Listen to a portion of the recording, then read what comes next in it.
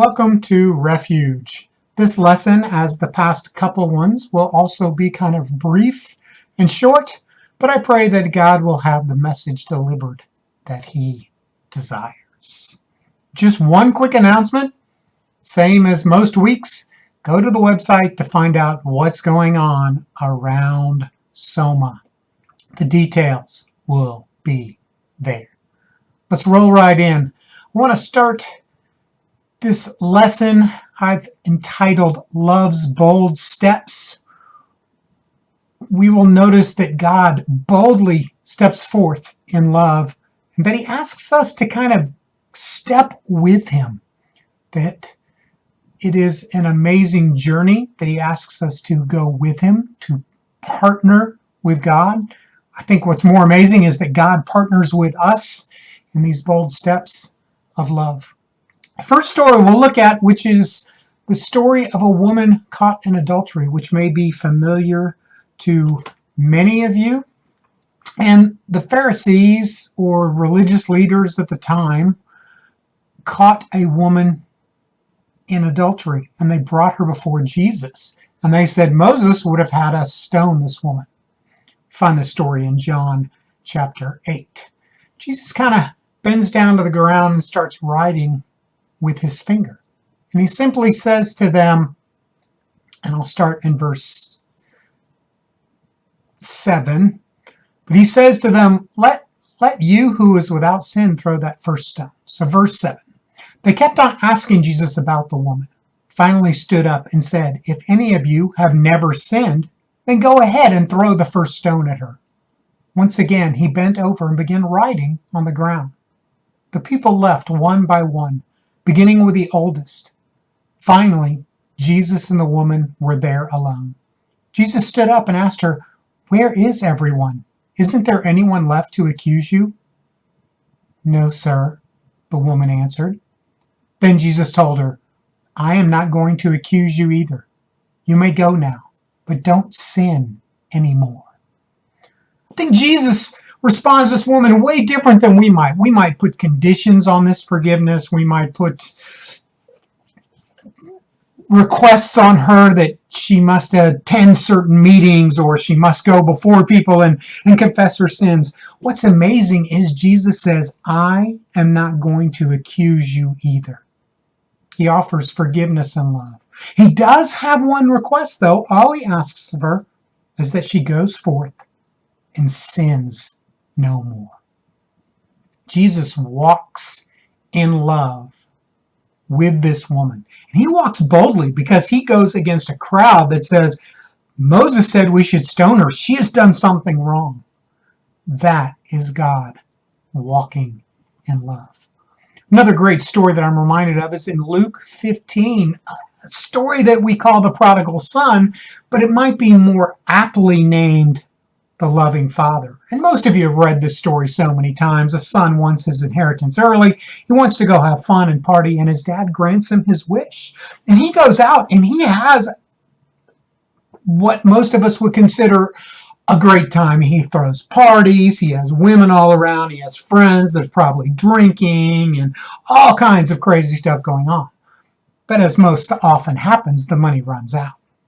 And he ends up having to feed pigs and is so hungry that he considers the food being fed to the pigs something that he will consider eating. Then he realizes his father treats the servants back home way better. So we'll pick this up in verse 17 of Luke 15. But when he came to himself, he said, how many of my father's hired servants have more than enough bread? But I am here, perishing with hunger. I will go to my father, and I will say to him, Father, I have sinned against heaven and before you. I'm no longer worthy to be called your son. Treat me as one of your hired servants. And he got up and went to his father. But while he was still a long way off, his father saw him and had compassion and ran and embraced him and kissed him. The son said to him, Father, I have sinned against heaven and before you. I'm no longer worthy to be called your son. But the father said to his servants, bring quickly the best robe and put it on him, and put a ring on his hand and shoes on his feet, and bring the fattened calf and kill it, and let us eat and celebrate. For my son was dead and is alive again. He was lost and is now found. And they began to celebrate. Again, it's a story of the Father's crazy love. The Father is looking out for his Son. And when the Son comes, he can barely get everything out of his mouth about how wrong he was. But the Father doesn't bring up the wrongness, doesn't bring up that he took half his inheritance and spoiled it. The Father is excited that the Son has returned. No conditions, no contracts of why don't you work for a couple weeks first. There's no, oh, well, I see you didn't do very well on your own, did you? No condemnation, no accusations. Love and acceptance. And the Father walks boldly with the Son, happy he's back, walking boldly in love, just asking him to enjoy in the presence. Let's celebrate. That is God's love walking boldly. And it's an amazing story. The last ones we're going to end on in Scripture is the parable of the wedding feast. Now, there's some elements in here that are difficult, that have some other meanings. And if any of you want to discuss those with me, just reach out and we'll have lunch or we'll sit down and we'll talk about those. But the ones I want to center on is this wedding feast and the invitation. So this comes from Matthew chapter 22. And again, Jesus spoke to them in parables, saying, "The kingdom of heaven may be compared to a king who gave a wedding feast for his son and set his servants to call those who were invited to the wedding feast. But they would not come. Again, he sent other servants, saying, 'Tell those who are invited, see, I have prepared my dinner. My oxen, my fat calves have been slaughtered, and everything is ready. Come to the wedding feast.' But they paid no attention and went off, one to his farm, another to his business, while the rest seized the servants, treated them shamefully, and killed them. The king was angry, and he sent his troops and destroyed those murderers and burnt their city.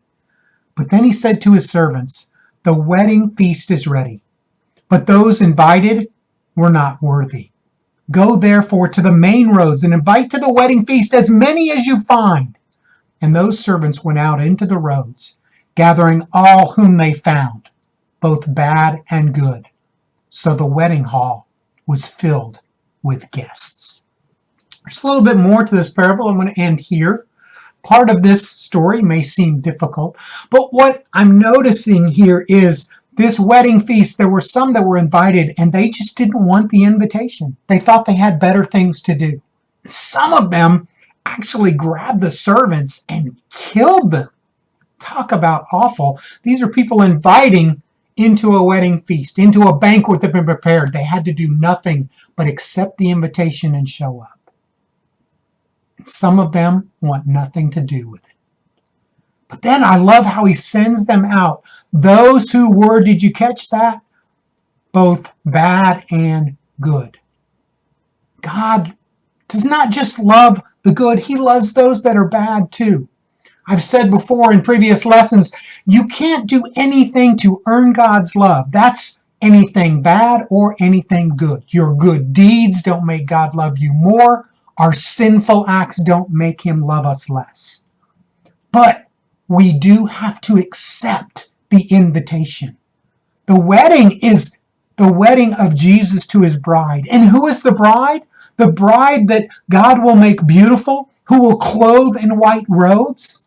That's us. That's the church. The bridegroom is Jesus, and we are the bride. And we have been invited to the wedding feast, just as God desires and wants us. It's an invitation. He doesn't force us to come. And it doesn't matter whether we're bad or good. We have been invited to enjoy in the banquet, to partake of God's goodness and blessings and wonderfulness. But you have to accept the invitation and go. You have to enter in to the wedding. And that, I think, is God's great love. Again, he walks boldly in love. Boldly, not just giving it to those that deserve it, but those who don't deserve it. That's been most of our idea through this refuge series of the Ragamuffin Gospel. It is a bold love that steps forth. In all of these stories, we have seen how God does not come in condemnation or accusation, but he walks boldly in love towards us. All we have to do is accept this bold love. We're going to get ready to hear the author will talk from God's perspective about the sacrifice that God has made to display his love, to adopt us into his family, to make us the bride of Christ. So the writer imagines God talking to us about his crazy love for us. Were you grieved by the divine command to Abraham that he slay his only begotten Isaac on Mount Moriah? Were you relieved when the angel intervened and Abraham's hand was stayed and the sacrifice was not carried out? Have you forgotten that on Good Friday no angel intervened? That sacrifice was carried out, and it was my heart that was broken. Are you aware that I had to raise Jesus from the dead on Easter morning because my love is everlasting? Are you serenely confident that I will raise you too, my adopted child? Great imagining of the Lord talking to us. Now to quote Brennan Manning, in faith there is movement and development. Each day something is new. To be Christian, faith has to be new. That is, alive and growing. It cannot be static, finished, settled. When scripture, prayer, worship, ministry become routine, they are dead. When I conclude that I can now cope with the awful love of God, I have headed for the shallows to avoid the deeps. I could more easily contain Niagara Falls in a teacup than I can comprehend the wild, uncontainable love of God. I'd like to finish with a story that may challenge our faith. It is from Morton Kelsey. He was an Episcopal priest, counselor, and teacher at Notre Dame. He talks of a man who came to the edge of an abyss. And as he stood there wondering what to do next, he was amazed to discover a tightrope stretched across the abyss. And slowly, surely, across the rope came an acrobat, pushing before him a wheelbarrow with another performer in it. When they finally reached the safety of solid ground, the acrobat smiled at the man's amazement. "Don't you think I can do it again?" he asked. And the man replied, "Why, yes, I certainly believe you can." The acrobat put his question again, and when the answer was the same, he pointed to the wheelbarrow and said, "Good, then get in, and I will take you across."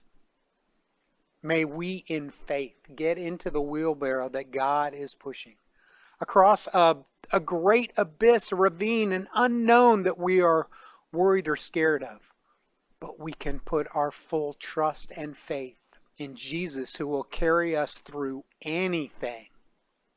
Father, praise be to your name for the love you have shown us through our King Jesus. May this refuge have been a blessing to you, and may you bless others.